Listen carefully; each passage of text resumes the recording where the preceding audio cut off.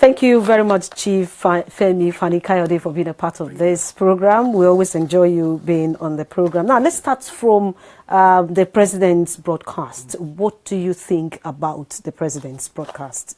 Well, I enunciated my views about the broadcast in an essay that I wrote titled The Morning Broadcast, the President's Morning Broadcast, or something like that. So if your viewers would take the time to just Google it, it's all over the place. My views are clearly enunciated there, but just to to try to put it in a nutshell, I felt it was shallow. I felt it was divisive. I felt that it was very arrogant in many ways, talking down to Nigerians, issuing threats, telling them that certain things are settled law, because he had discussed it with the great chief Ojukwu, allegedly discussed it with the great Dim, Emeka Ojukwu, many years ago, drawing red lines against the media, basically insulting Nigerians and making it look as if we have no right whatsoever to think or to say what we wish to think or say. At a time when the first thing he ought to have done was to apologize for the fact that for almost 350 days out of the 700 days he's been in power, he's been away for medical reasons, undisclosed strange ailments that we apparently have no right to know the nature of whatever it is that's worrying him or that's ailing him. He's been away for almost 350 days, and the last one, as everybody knows, was 105 days in a stretch. So I would have thought the first thing he would do would be to apologize for the fact that he has been away and that we have become the butt of jokes in the international community. And then secondly, to try to build bridges between the various people in this country, divisions which he caused by his policies and his attitude and the attitude of members of his government over the last 2.5 years. We didn't see that. There was no attempt to heal the wounds. There was no attempt to make Nigerians feel loved. There was no attempt to behave like a servant leader. What I saw was an attempt to behave like a conquering emperor, a military dictator, a caliph, a king, with divine rights, talking down to our people. And I felt it was unhelpful, to say the least, and I feel he could have done a lot better than he did. Now, do you think those words were the president's words? Because a lot of persons have been asking questions, how come the president is talking like this? Well, whether he wrote it or not, he has to be accountable for the words that are there. But I have no doubt in my mind that the president is not the Buhari that left our country or that came to power 2.5 years ago.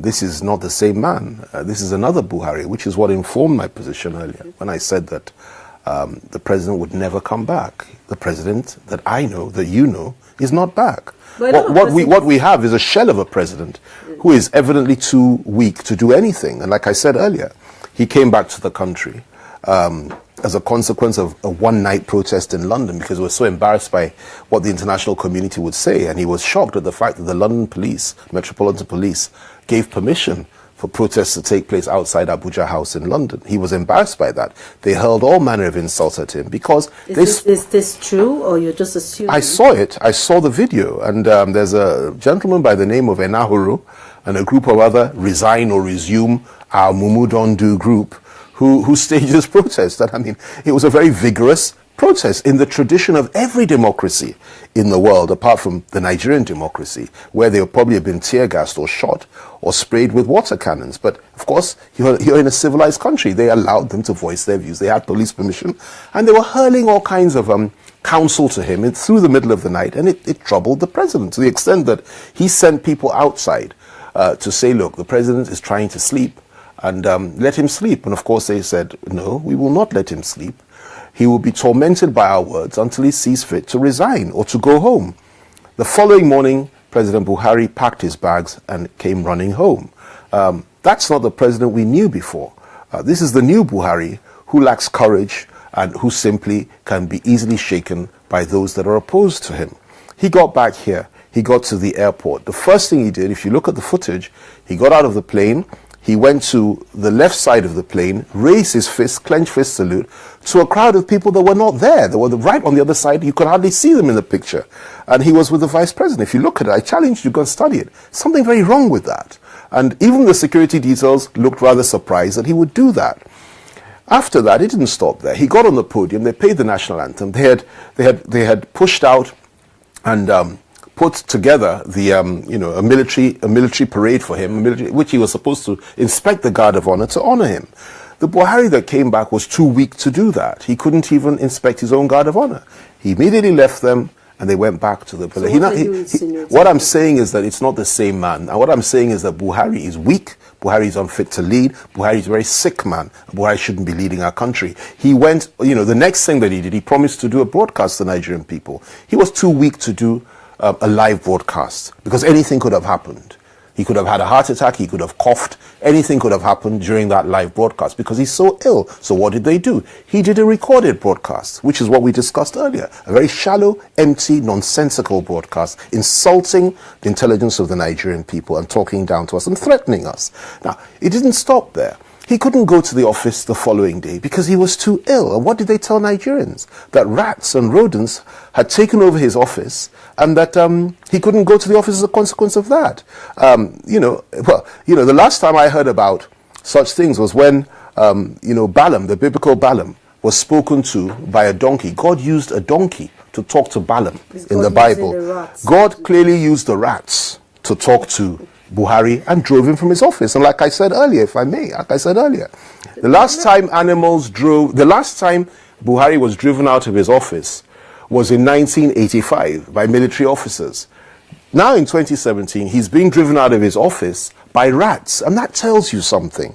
It didn't stop there. The day after that, he was meant to chair a Federal Executive Council meeting. And we were told that the meeting was cancelled because he had to receive a report on the investigative committee, on the secretaries of federal government and the former DG of NIA. I don't see why he couldn't receive the report and do the meeting, but it's very clear he wasn't well enough to handle the meeting. See, I am surprised you're saying this because a lot of his media team, his handlers were in UK. They went to see him when he was in the hospital. And they came back to Nigeria to tell Nigerians that the president is fit and is ready to resume. And now you're telling us that the president is feeble, is weak. And they also made us understand that the doctors, in fact, they certified him fit to rule. So the Buhari that came on Saturday was a Buhari that was not well enough to come back. It was a Buhari that... But the doctors certified him fit. That's what they told you. Have you spoken to the doctor? Have you seen the reports? I don't believe anything this government tells me. If Mohammed told me that it was day outside, I'd have to assume that it was night. Do you really believe that? You saw the man. You're not a doctor, neither am I. But you saw the man. You saw the fact that he couldn't chair a council meeting. You saw the fact that he couldn't do a live broadcast. You saw the fact that he was clenching his fist and waving at a non-existent crowd. You saw the fact that he claims that rodents and rats had driven him from his office, so he couldn't go there. You saw these things. You heard these things. We all did. And you think the man is well enough? Let me tell you something that may shock you.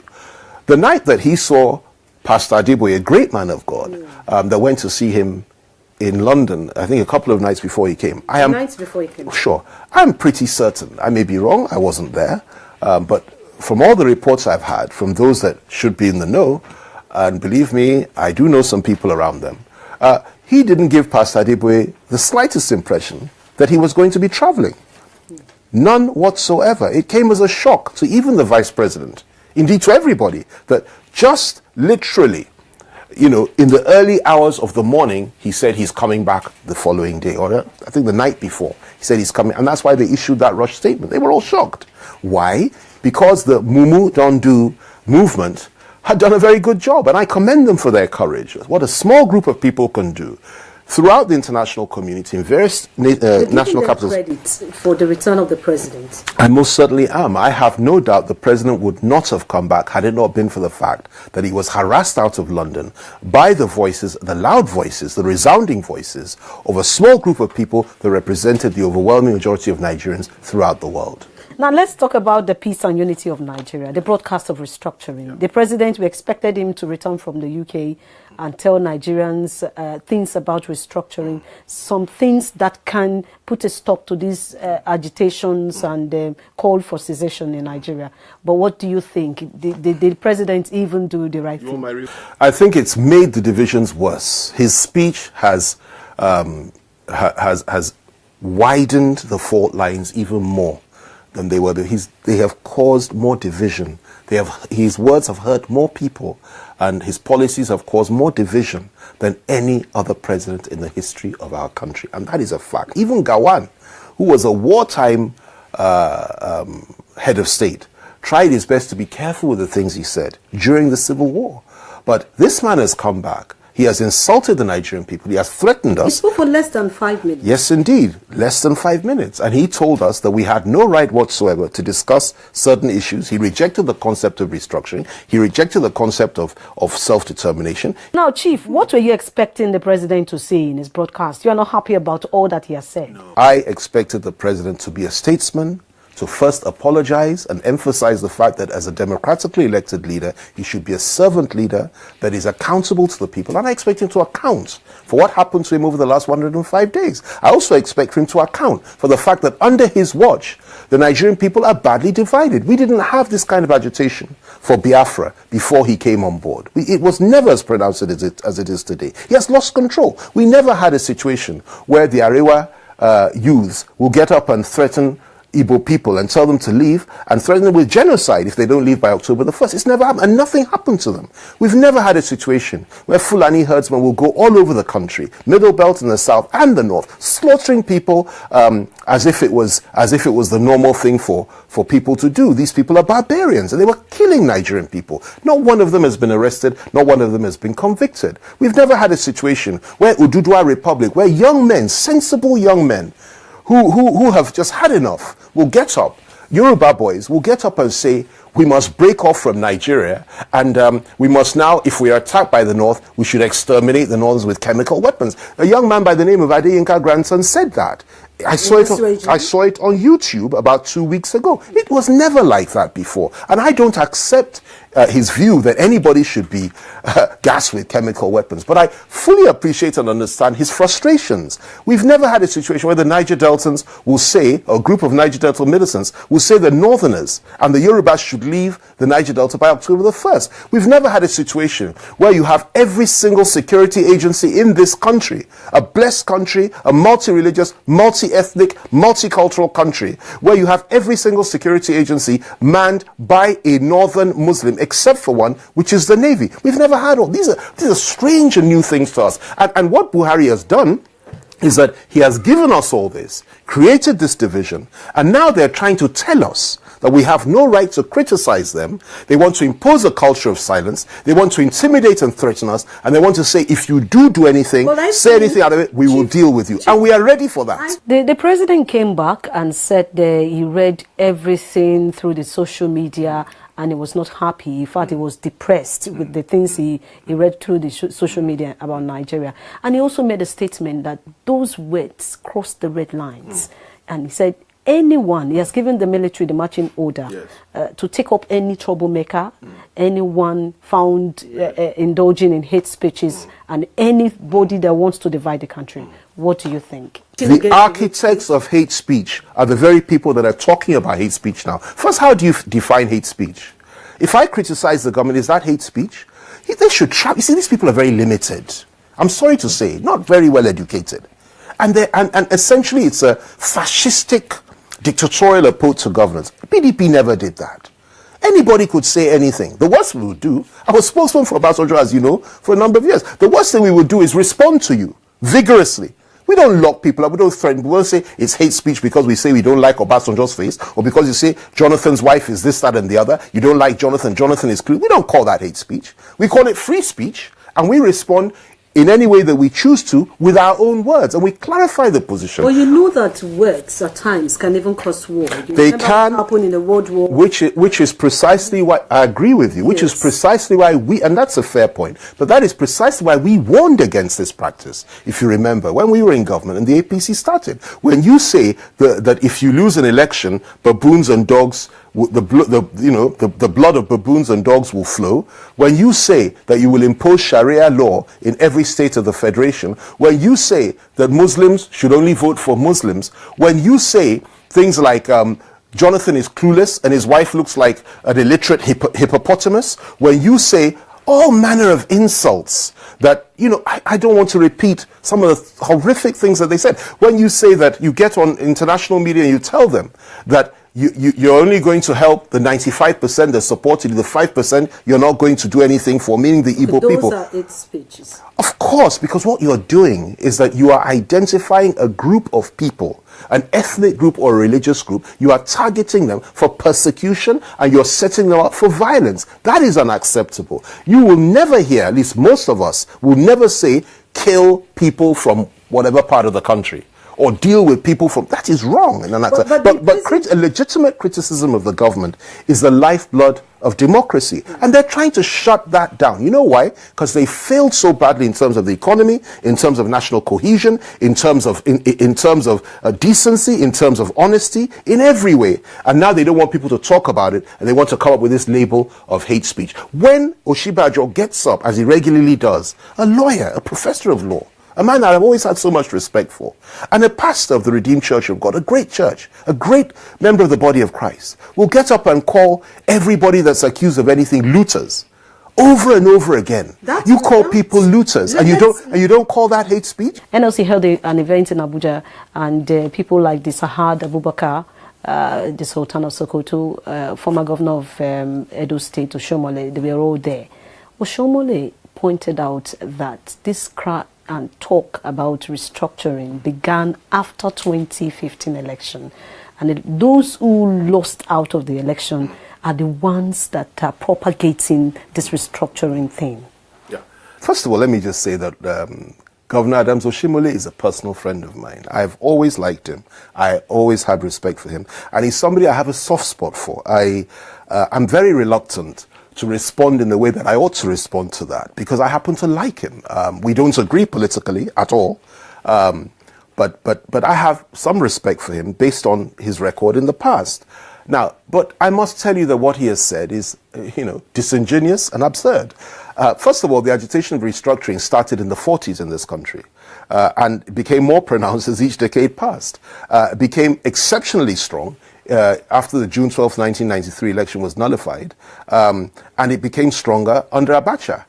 Ever since that time, each government that has come into power has had to, address this question in varying degrees. But we didn't hear Jonathan's, during the Jonathan. I assure you, I was in Obasanjo's government. Yes. If you remember, Obasanjo set up a national conference. Unfortunately, it was tied to third term.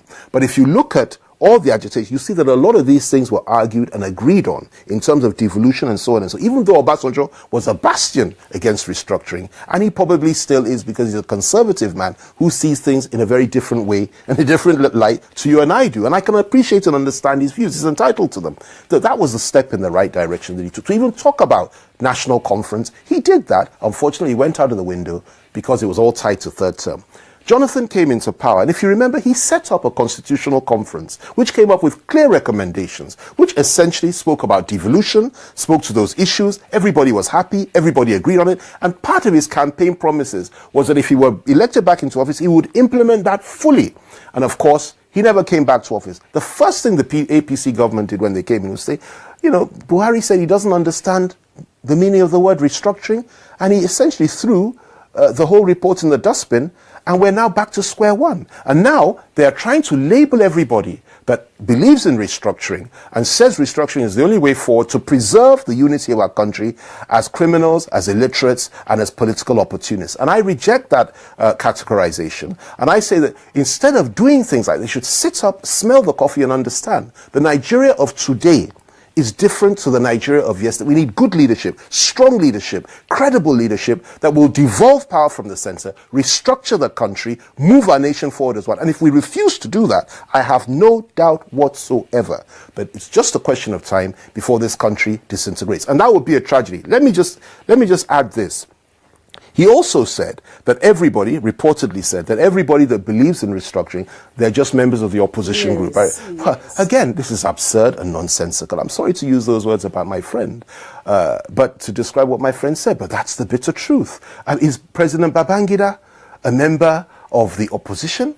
Is Atiku a member of the opposition? Is the revered and honored Babade Banjo of Afenifere and all the leaders of Afenifere members of the opposition? Are the leaders of the OPC members of the opposition? Are the Niger Delta elders members of the opposition? Is Ohaneze, are they members of the opposition? Are the Middle Belt Forum leaders members of the opposition? Are T.Y. Danjuma and the revered Chief Solomon La, the chairman of the Christian Elders Forum, are they also part of the opposition? I mean, it is absurd.